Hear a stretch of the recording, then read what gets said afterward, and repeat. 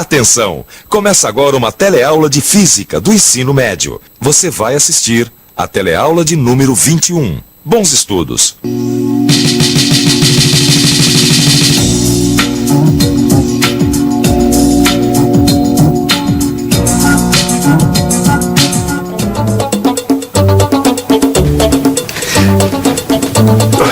Cada vez que eu vejo a fotografia de um navio como esse, eu fico impressionado.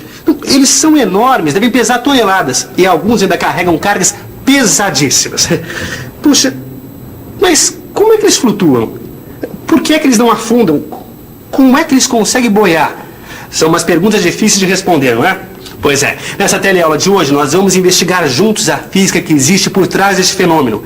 E para isso vai ser necessário utilizar muitos dos conhecimentos adquiridos até aqui. Esses conhecimentos vão ajudar você a entender o que é o empuxo, suas propriedades e aplicações. Você vai conhecer também o princípio de Arquimedes e suas aplicações. E agora muita atenção porque a nossa teleaula de hoje está apenas começando.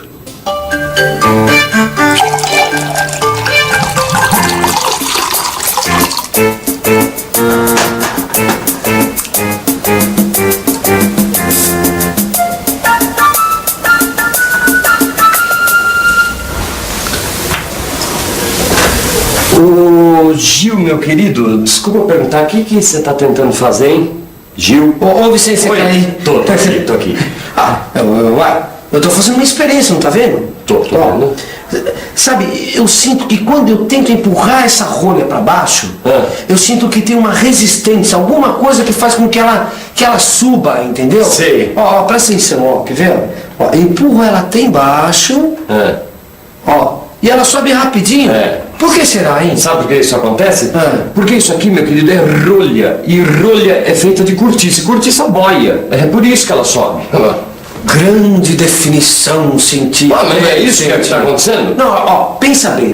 Para a rolha subir, a gente precisa que exista alguma força que faça ela vir para cima. Tá certo? Agora, da onde vem essa força? Da onde que ela surge? É isso que eu quero saber.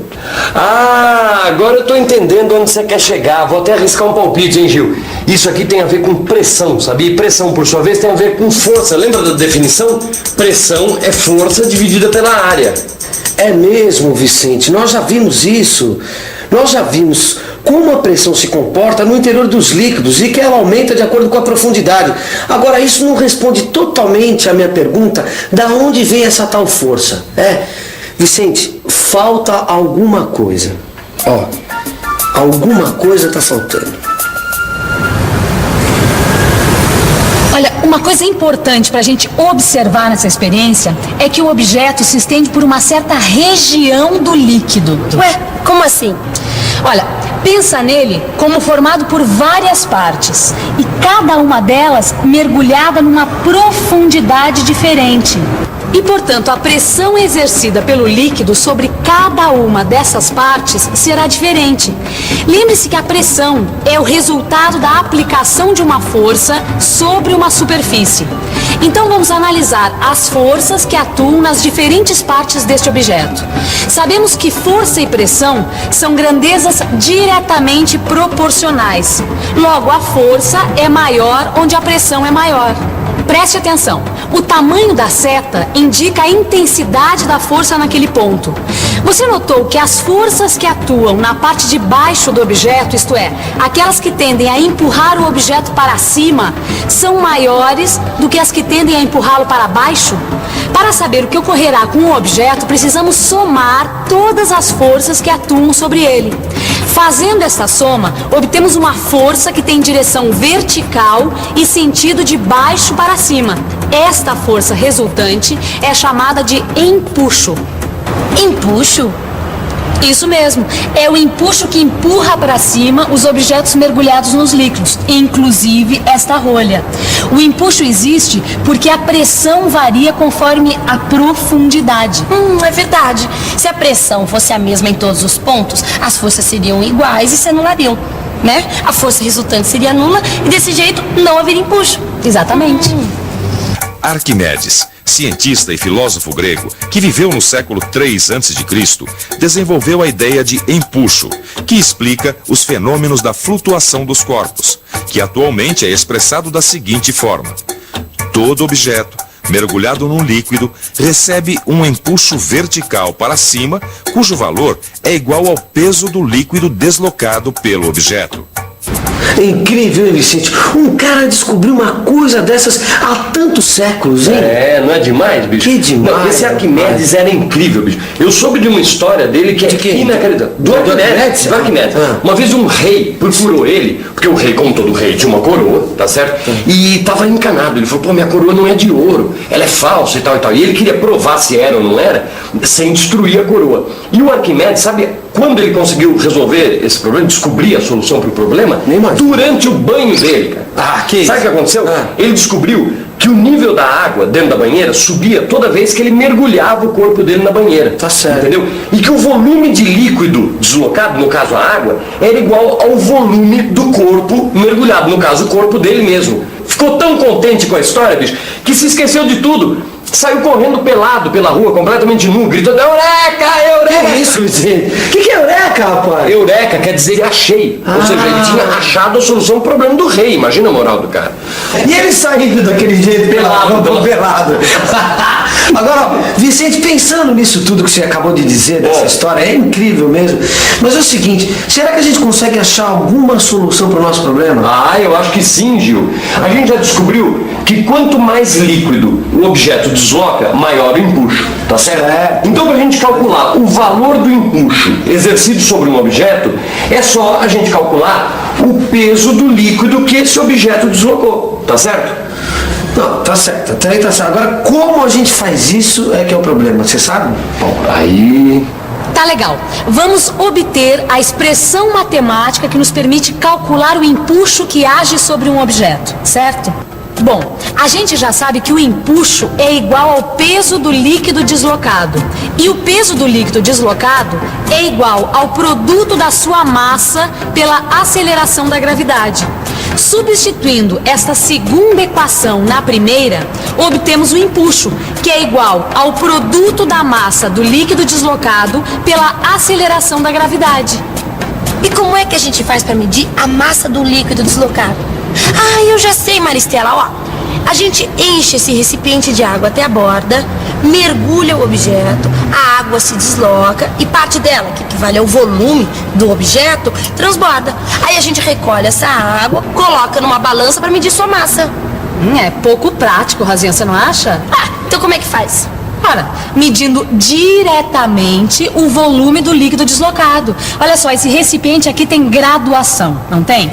Então, para conhecer o volume do líquido deslocado, basta verificar o nível da água, do líquido, antes e depois de mergulhar o objeto. O volume de líquido deslocado é igual ao volume do objeto imerso, isto é, mergulhado no líquido. Portanto, uma outra maneira para a gente conhecer o volume do líquido deslocado é a partir do volume do objeto imerso. Agora a gente precisa relacionar o volume e a massa do objeto. Bom, você lembra daquilo que a gente já conversou sobre massa específica?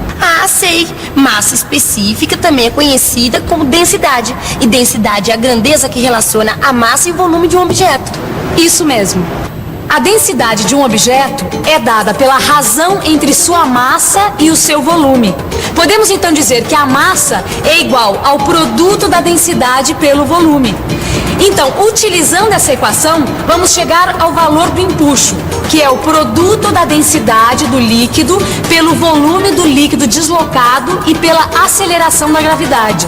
Podemos observar que o valor do empuxo será tanto maior quanto maior for a densidade do líquido e quanto maior for o volume de líquido deslocado. Agora você já sabe como calcular o valor do empuxo. Mas tem uma outra coisa que precisa ser entendida. Nem todos os objetos colocados no líquido se comportam da mesma forma. Alguns afundam, outros ficam na superfície e outros ainda descem um pouco e depois param. Quando é que cada uma dessas situações acontece? Quando um objeto é mergulhado no líquido, fica sujeito a duas forças, o seu próprio peso e o empuxo. Para saber o que ocorre com o objeto, precisamos estudar a relação entre estas duas forças. Podem ocorrer 3 situações distintas. A primeira ocorre quando o peso do objeto é maior que o empuxo e o objeto desce até atingir o fundo do recipiente. Outra situação ocorre quando o peso do objeto é igual ao empuxo. Neste caso, o objeto vai ficar parado na posição em que foi abandonado. A terceira e última situação ocorre quando o peso do objeto é menor que o empuxo. Neste caso, o objeto sobe e pode boiar na superfície do líquido. E é isso que acontece com os navios. Quando o navio está na água, ele é equilibrado por 2 forças iguais: o seu peso e o empuxo. Eureka! Existe um modo de saber se um objeto vai afundar ou não num determinado líquido. Ué, como? Bom, a gente já sabe que o empuxo depende de 3 grandezas. Bom, se eu entendi corretamente, o empuxo depende da densidade do líquido, do volume de líquido deslocado e da aceleração da gravidade. É isso aí. E o peso do objeto, como pode ser escrito? Veja só, o peso do objeto vai ser escrito em função da sua densidade, do seu volume e da aceleração da gravidade. Onde escrevemos a massa como produto da densidade pelo volume do objeto. Vamos imaginar inicialmente que o objeto, ao ser colocado no líquido, fique totalmente imerso. Neste caso, o volume do líquido deslocado e o volume do objeto são iguais. E se esses volumes são iguais, o que isso significa? Já sei. Olha só, com os volumes iguais, a única diferença entre o valor do empuxo e o valor do peso são as densidades. Deixa eu ver se eu entendi bem. Quer dizer então que a relação entre o peso e o empuxo só vai depender das densidades? A densidade do líquido e a densidade do objeto? É isso mesmo. Então, para saber se um objeto vai afundar ou não, a gente tem que analisar a relação entre a densidade do líquido e a densidade do objeto. Então, sabendo disso, você já é capaz de prever, Rosinha, o que ocorrerá a um objeto quando ele for mergulhado num líquido? Bom, eu acho que sim. Mas deixa eu pensar um pouco. Vamos pensar um pouco. Bom, eu já sei que quando o peso do objeto é maior do que o empuxo, o objeto afunda. Neste caso, a densidade do objeto é maior do que a densidade do líquido. Quando o peso do objeto é igual ao empuxo, já vi que o objeto permanece em equilíbrio na posição onde foi deixado e totalmente imerso no líquido. Este caso ocorre quando a densidade do objeto e do líquido forem iguais. É o caso dos submarinos, que podem variar sua densidade média, enchendo ou esvaziando de água os seus reservatórios. E quando o peso do objeto é menor do que o do empuxo, já vi que o corpo sobe até atingir o equilíbrio na superfície, ficando com uma parte para fora do líquido ou emersa. Portanto, sempre que a densidade do objeto for menor do que a densidade do líquido, ele poderá boiar. É isso. Portanto, conhecendo a densidade do líquido e a densidade do objeto, a gente já pode prever o que ocorrerá quando a gente mergulhar o objeto no líquido. Bom, agora a gente já pode resolver a nossa dúvida inicial. O navio boia porque a densidade média dele é menor do que a densidade da água. Puxa, quanta informação! Acho que está na hora de uma revisão. E atenção, se liga aí que é a hora da revisão.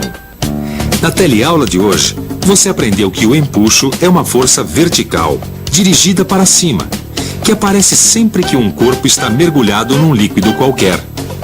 E que o empuxo surge em consequência do fato da pressão variar com a profundidade no líquido. Conheceu também o princípio de Arquimedes, que diz que todo corpo mergulhado em um líquido recebe um empuxo vertical para cima igual ao peso do líquido deslocado pelo corpo.